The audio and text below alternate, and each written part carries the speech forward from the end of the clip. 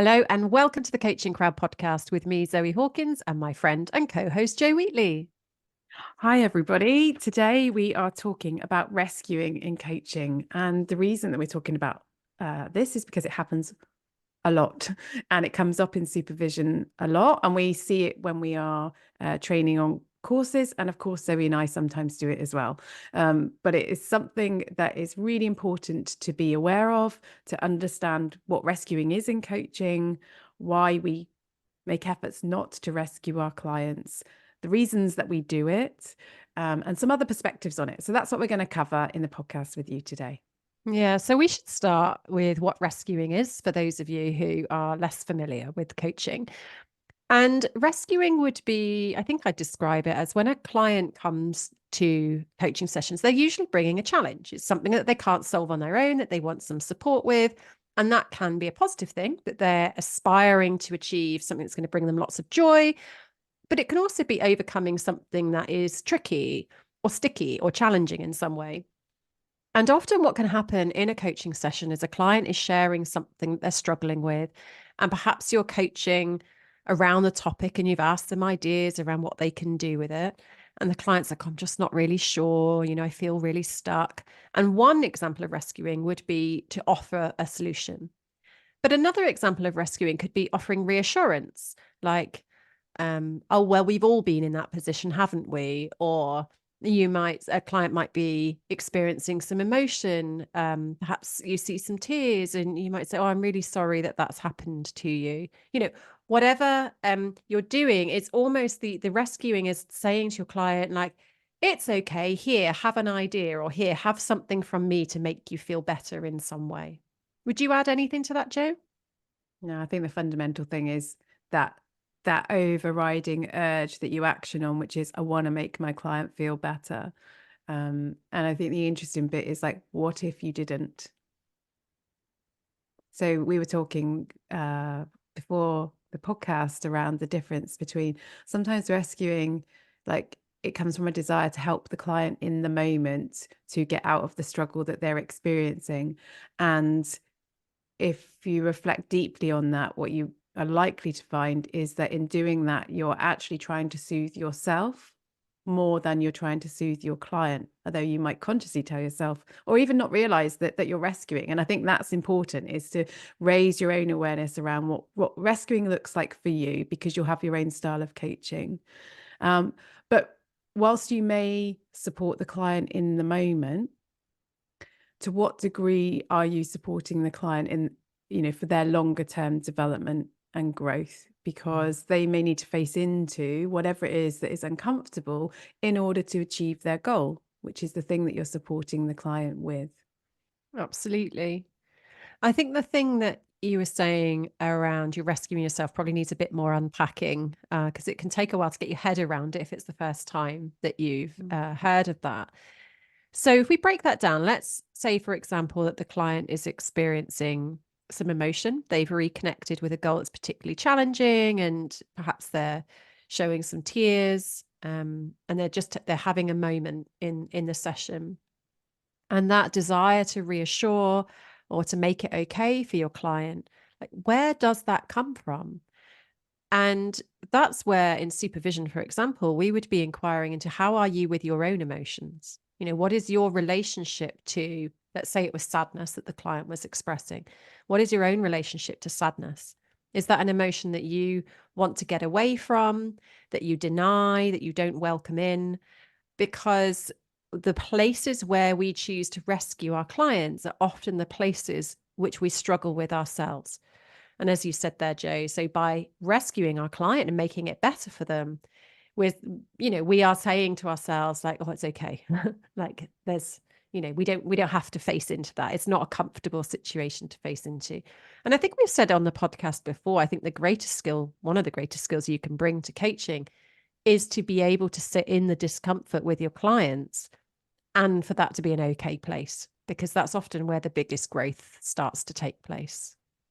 I think an example of rescuing that we often see, in coaching training, and it's not a bad thing. It's just it's a learning opportunity. And also there are different perspectives on, the actions we take, the things that people say. They can be perceived in lots of different ways. Could be perceived as rescuing, but when you kind of unfold or reflect for yourself as the coach, you may decide it wasn't rescuing for a number of different reasons, like the contract with the client and where you are in the coaching session, like if you're right at the end, like all sorts of different things that could play into that. So it's important that we're kind to ourselves. But just as we're talking about the topic, I think it often comes up where the coach will ask more leading questions. So they start off with more open, kind of neutral, if you like, coaching questions. And then bit by bit, as the coach may start to question their abilities as a coach, because they might have a slightly predetermined idea of the pace of change, or that I've got to ensure that this conversation is transformational and there isn't enough change or transformation. So little bit by bit, the coach starts to do more and more and more, and take more and more responsibility for it. So that could be perceived to be rescuing, and that can come back to the feelings of self-doubt, the maybe an underlying belief of like, am I good enough as a coach? And the irony often in these situations is like, the more you do, the worse you feel. Mm. So you can get into this cycle, and it can be hard to understand how to get out of it. And I think, the great thing about when you train to be a coach, is that on great programs, you're going to be observed with your coaching. You're going to get feedback from the client, maybe from a facilitator, and it can help to open your eyes to different perspectives and help you to really think through certain pivotal moments in a coaching conversation. And there are AI tools as well now that can really help you to be able to kind of pinpoint these sort of indicators in a coaching conversation for you to reflect on. I mean, we talked there around like, why do we rescue? And I think that's kind of a fascinating perspective. I think let's also look at, so why don't we rescue? Like, what's so wrong about rescuing? I think, as you said there, Joe, it's not right or wrong. It's like, what's the most helpful and the least helpful approach?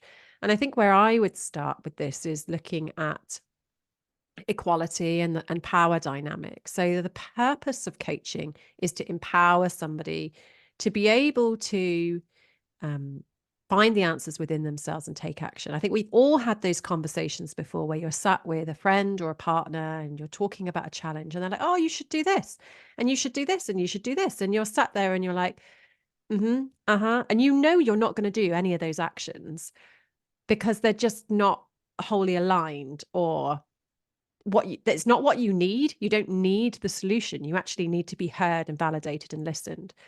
So when we rescue a client, let's take offering suggestions as an example. What we're subconsciously saying is, I know better than you. So you have this challenge and I have the solution to your challenge. You should listen to me because I am wise and I am able to solve your problem for you. And what that does, consciously or subconsciously, is it disempowers your client. And they may be coming to you already with a life experience and script of others know better. And the whole reason they may be bringing their challenge to coaching is really so that they can learn to break through that script and to find the answers themselves. So often when you're rescuing, you're collaborating with a script that client already has. And so you're not really serving them. So yes, giving them a nudge in the short term, but you are adding to the body of evidence that suggests you can't find your own answers. So that's kind of one place where we don't do it. What was going through my mind is taking an example of where you've asked the client about, I say you've asked a basic question around like, what options have you got? Classic question from a grow kind of model kind of stance. And the client says, I just don't know. Like I've been round and round this in my head. I can't see anything beyond, let's say, what they've already done. Like I'm stuck. I'm struggling here. And what if the coach in that situation said, well, I can think of at least 3. Now, is that a reframe or is that rescuing? And I was wondering if that is shaming. Like, oh, I can think of three. Why can't you? Well, and and also the relevance of tone of voice and body language, because if you say like, so if the intent of the coach is to help the client to have hope that there are other options, and that in being able to engage with that hope, so the coach hasn't told them what the three options are that they can think of, and maybe they have no intent of sharing that, but they just want to give the client hope, and then the client's like, oh, actually, and then they're off because the coach has kind of given them hope. So is that rescuing, or is that reframing it, or is it something else? And is it helpful? That might be an example where the client found that really helpful. So then is that okay? I think there's that dilemma, isn't there? That the client may well find the rescuing helpful, Mm, and I think there's always invitations from client to be rescued in coaching. And you'll know this because your clients will lean in and be like, well, what do you think? What would you do if you were in my situation? Like, I'm really interested in your perspective. And we have done a podcast recently on giving advice, haven't we? And mm, so I don't think we're coming to this saying like, you should never rescue your client. That's a really bad thing to do. Like, clearly we do it because it's a natural human behavior. I think there's the perspective that rescuing can be lazy in coaching. So your client's stuck. So you're like, oh, here, have a suggestion, you know, and maybe your energy at that point is depleting. Perhaps you've had a long day of coaching different clients. It's an easy option. It's a lazy option. Like, here, let me offer you something. I think what's harder is to drop into presence and be curious around what is actually happening here.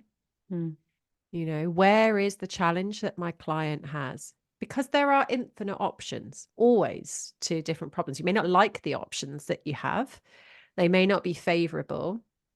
One option, for example, is continuing with the status quo, or another option, maybe talking to somebody else. There's always options you can come up with. So the don't know is usually a sign that the coaching has got too narrow and has reached a dead end. So it's much harder, I think, to question yourself as the coach and be like, right, where are we? How did we arrive here?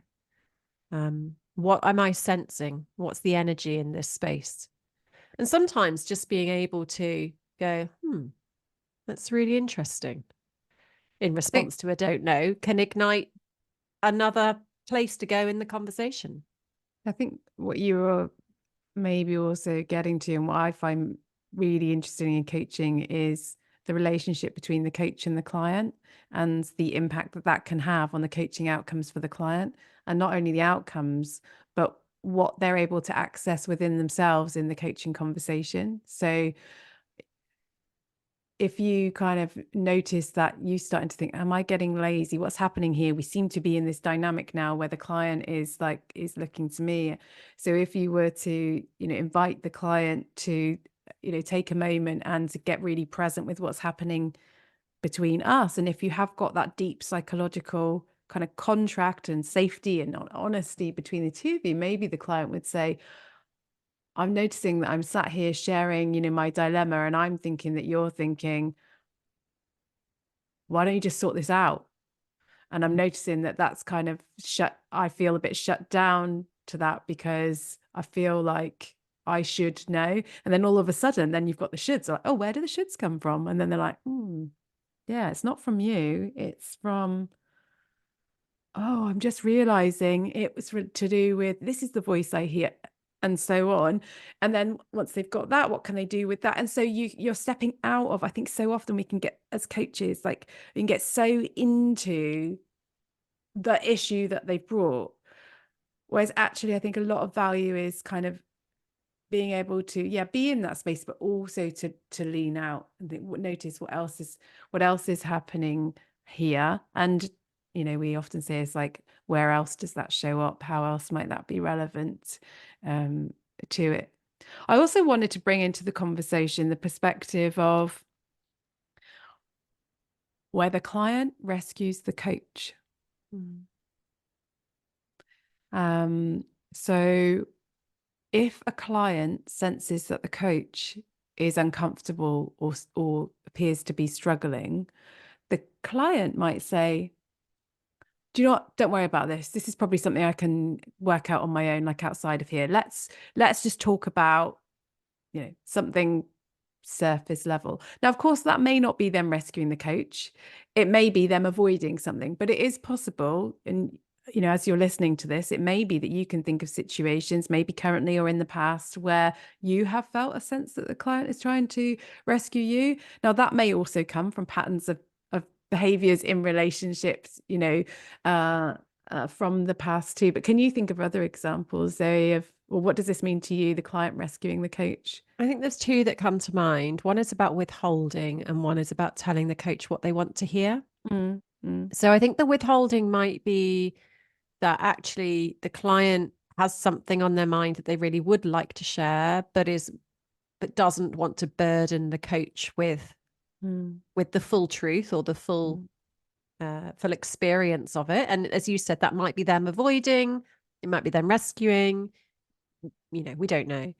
And I think that telling the coach what they want to hear, I do see this happen. Like when you get to the point of the sort of the wrapping up of the conversation, and a coach might be, so what actions are you taking away today? And mm. sometimes clients, they come up with actions that they have no real desire to Yeah. take, just to appease the coach. I think it takes quite a lot of courage from a client to be able to say, I'm still none the wiser actually around what I'm going to do with this. Mm, Today hasn't really moved me forward. And that could be really hard for a coach to hear. So I think there's a question of, how do we create the conditions where that's okay too? mm, For the coach to be like, that's curious. mm. I wonder what's happening there. So yeah, I think there are times when clients will protect perhaps you as the coach and rescue, and so maybe in doing so they're also protecting themselves, right? Because it is an interactive dynamic relationship. So, here we've given you some examples of where this dynamic might happen. So as you think about like, so what would I do, or what could I do in that case? I think, in coaching, we don't always respond to everything as it comes up. Sometimes it can be really helpful to just notice, and it may just be like a one-off thing. It may not mean anything at all. It might just be something on that day. But if you see that happening, and maybe you'll deal with it, maybe you'll raise it in that moment for all sorts of different reasons, but perhaps you'll see it happen a couple of times, or 3 times, and then you feel it's useful, or the client's talking about maybe the very thing that you're experiencing with them in that session in relation to another relationship. And so it can be really powerful then to be able to bring the lens onto something that you have both experienced together, um, in that relationship. And you can ask simple questions like, what are you noticing is happening between us? Or in the examples you gave, say like, what's unsaid here? I think there's a responsibility as a coach to look at, is it a pattern? Like, is rescuing a habit that I have? And if so, what do you want to do with that?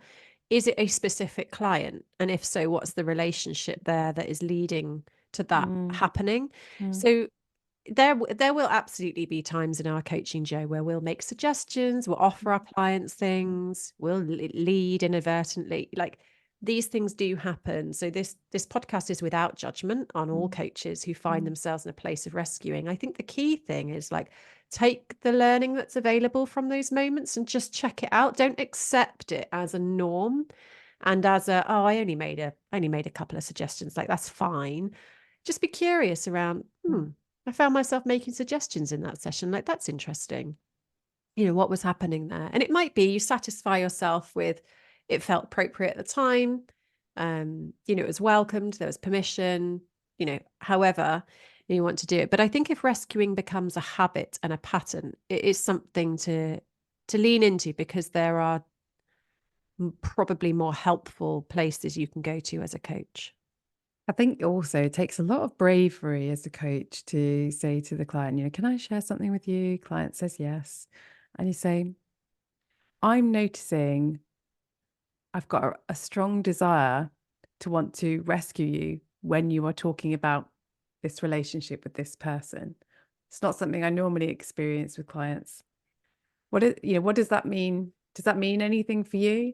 And the client then might say, they might be a bit kind of sideways, like knocked up, because like, wow, this is new in our relationship. But they might say,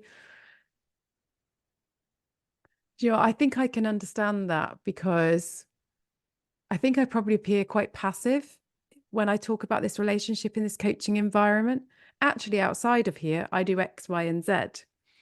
So now I'm getting curious as to why do I show up in this way when I'm talking about this relationship in this coaching situation? Then who knows where that conversation would go. But just to give an insight into, you can get quite bold. And so I encourage all coaches to reflect on how honest and how much do they use the relationship between coach and client as a tool and as a tool for insight, in the coaching, or vice versa. They might also say, I sense you wanting to rescue me.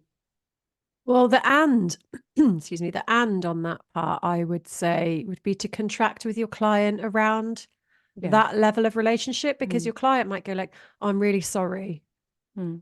and then they're rescuing you. Mm. And then Mm. you've got that dynamic happening between the two of you. Mm.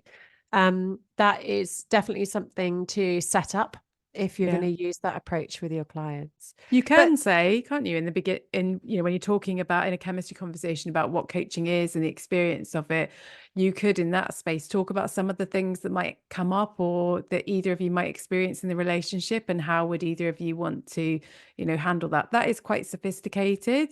But that's a judgment call in the conversation that you have with them. But hopefully you found the conversation today interesting. Maybe there's something in there for you to reflect on, and you can see why we've brought rescuing as a topic to the podcast. There's so much more that we could explore around this. So yeah, reflect on your own connections to or experience of rescuing. and if you feel that getting some coaching training would be helpful for you, then go and visit our courses at igcompany.co.uk or do our quiz at mycoachingcourse.com.